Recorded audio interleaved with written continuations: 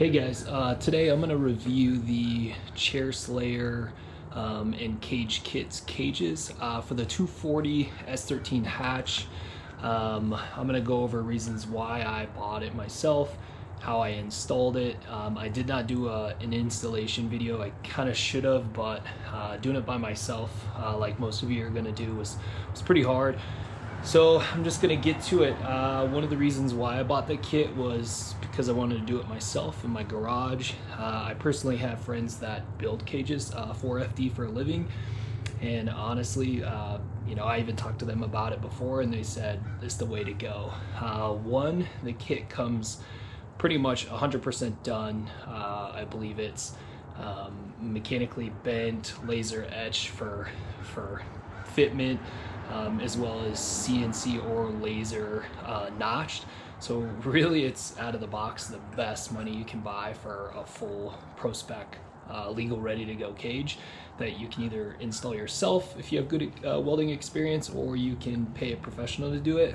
Always recommend you pay someone, but if you have some experience or know how to weld, it's a really great value just to do it yourself. I'm gonna go over everything I bought in kind of a step-by-step and a look at the cage itself, and let's get started.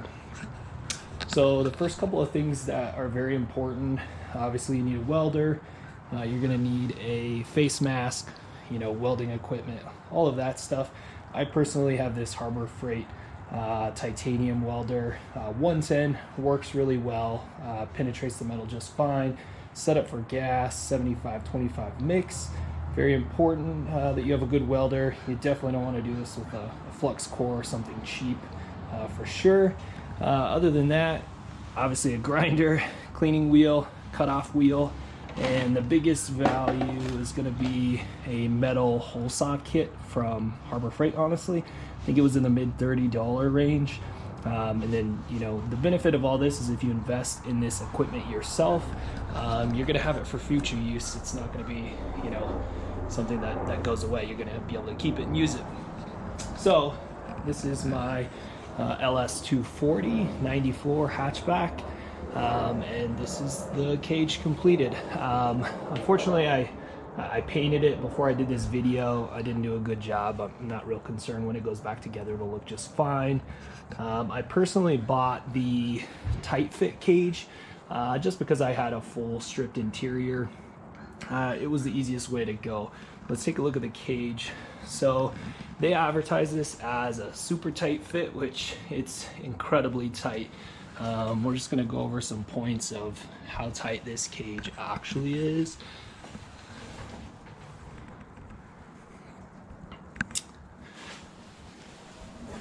Now I actually fit this where it wasn't as tight as it could be, but you can see that this thing is just, right there all the way around.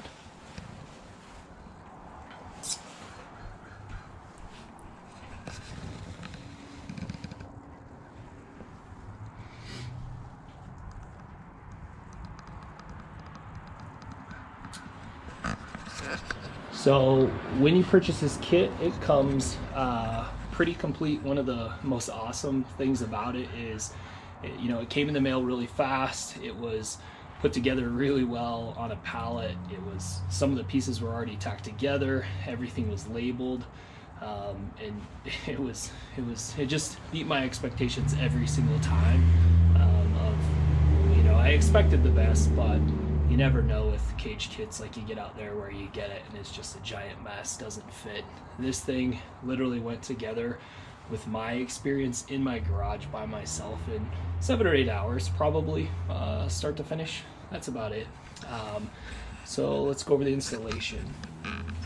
So the main hoop actually comes as one unit. Everything is tacked. They do that, one, for shipping, two, because it's the right fitment, but you can break tacks to move points around, but honestly everything was perfect for me and my car. Here's a look at the back. So one of the biggest things you're gonna have to do is prep the car, clean the interior, strip it, make sure it's really clean. One, you're not going to want to work in there. Two, you're not going to want to weld when There's, you know, stuff on the floor, dirt, paint, whatever. So pretty much this is how I started. So I first started, and this is a solid plate by itself, and this is the top section that goes over the top of the tower here. So first I went through and just kind of laid everything out. I put the floor plates in, put these where they went.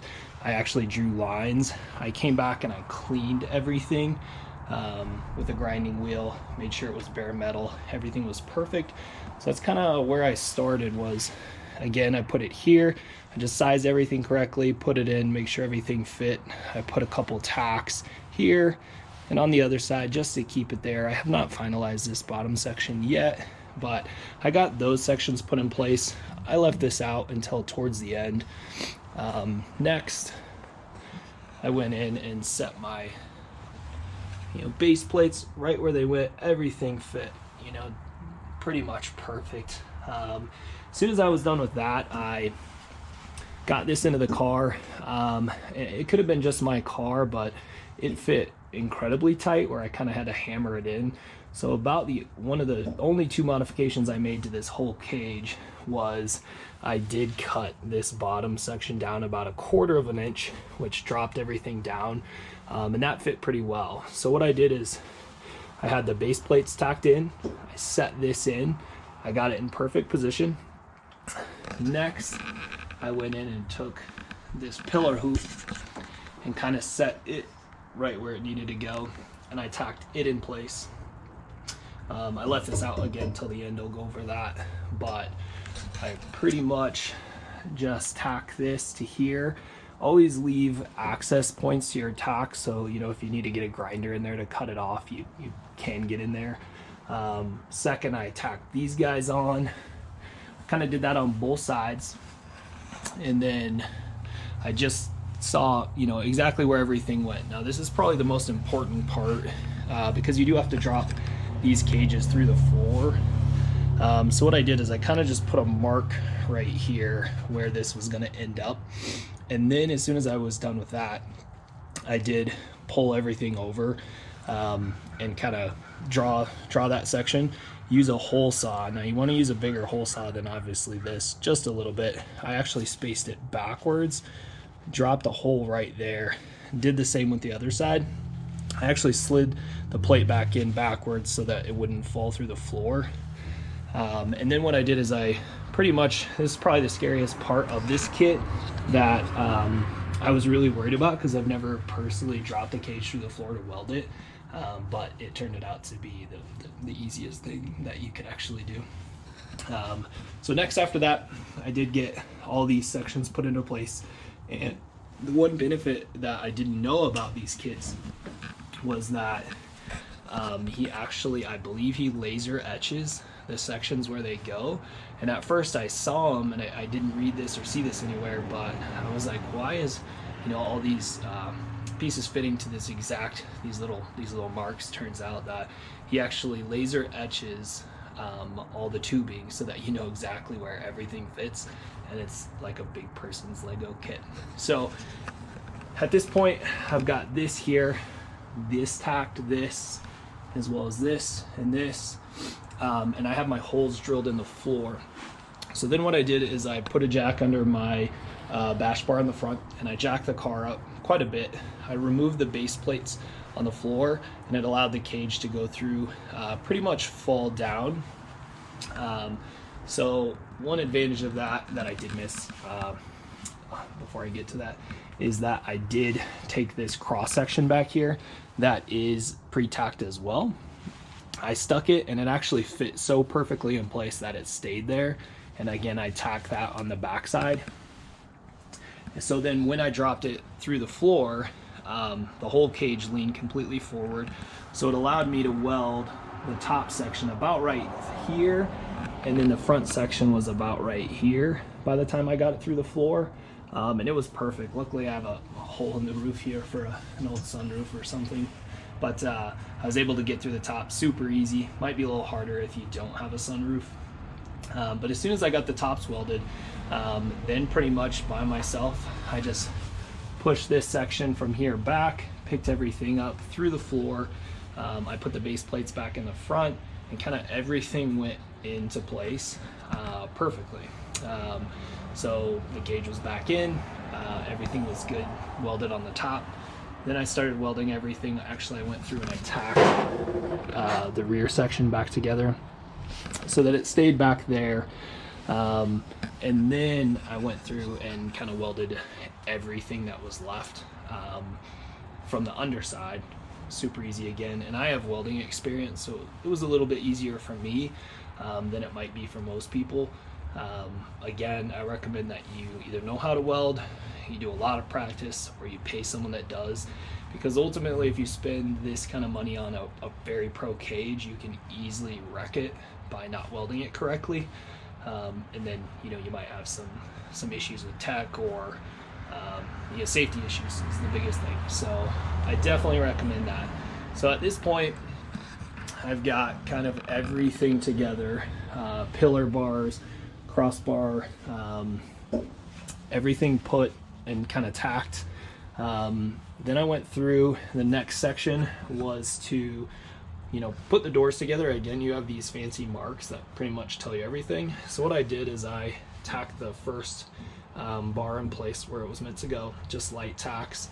I came up again, I put the tacks in the top to pretty much hold the door bars together. And then I went through and I just kind of turned these sideways and fit them in. And again, they're so perfect. They're not just your typical cut bars that someone had notched. They were literally like, at one point I'm like, it doesn't fit, turned it around and it fit perfectly. So this thing is meant to go together perfect. There's no grinding, no craziness that you have to do to make it fit, pretty much. So pretty much I put all of these in, everything fit perfect. Again, I went through and tacked everything. I did make sure that I could have access to all my welds in here prior. Some people do pull the cage together so that they can get in the inside, but I pretty much had access to everything with this kit without having to pry it apart and push it back apart. Then the last thing pretty much that I had to do was there is two pieces for your anti-intrusion. The first one I did have to kind of mock this up, and I think they might come too long on purpose because mine was probably about 2 inches too long. I don't know why that was. Maybe it was to go through the firewall, but I'm not sure. So pretty much I kind of got it ready, cut it little by little so that it fit perfect, and then I put both of those pieces in there and I tacked them together. Again, same with the base plate, mounting plate. I just got it ready. Then I pulled it out and I welded that itself, because welding, anti-intrusions is no fun while you're way under there. Then it was as simple as putting them back, tacking them again, making sure the floor was clean, everything was good, and I pretty much had access to weld everything that was right there. Did the same for the other side. Then I came back. As soon as everything's done, I went through and welded everything closed. One of the biggest things you probably want to do is make sure this plate, because it does have some movement on it, is to make sure that your studs can get through from your coilovers, so that if by chance you ever take your coilover off and this is twisted, it's not going to ruin the threads on your coilover at all. That was pretty important. Then the next thing, I came back and put this crossbar in here, the support brace, went through and re-welded it. Back here, I was able to weld everything. Luckily for that stuff way up in there, when it did lean forward, you could get good access to it. And then again, when you leaned it back, you could get really good access pretty much all the way around. Same with the back sections. Everything was super easy to get to, super easy to do. Here's some more fitment.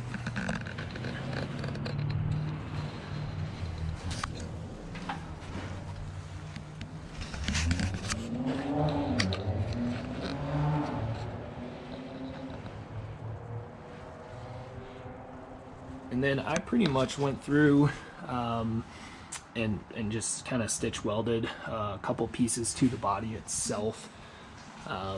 right here as well. Same thing with all the other sides. I definitely could have got, you know, up into here, which I might go back and do now that, you know, I know where I'm at. So that's a little bit more reinforced, but the kit honestly is super easy. The biggest things you just have to know is, you know, tack everything together. You can use different methods such as bungee cords, tape, stuff like that to hold it. A friend's always going to help.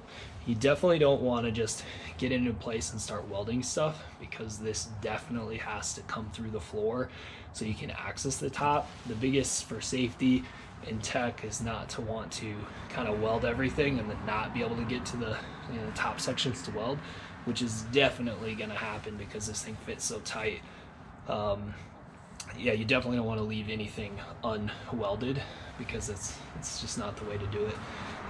So dropping it through the floor, big issue. Get it through there, weld the tops, pick it back, make sure everything fits before you go to town welding everything. That's really important. One big thing too, if a lot of people don't know, is, you know, melting metal. If you're welding on one side and the other side's not tacked, a lot of stuff can move on you.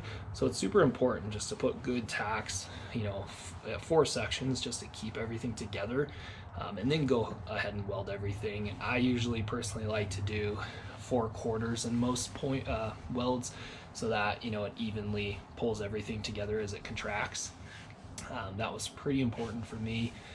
Again, I have experience, so it was super helpful. But this kit is seriously like the best money you can buy. I think somewhere in the $1,700–1,800 shipped. You've got, you know, the right size of tubing. You have a legal cage. Everything comes pretty much pre-done for you, and it's just a big kid's Lego kit. I've talked to my cage builder friends, and they've said, honestly, you know, we're not even disappointed. We want to start buying these kits and just installing them because they're so good.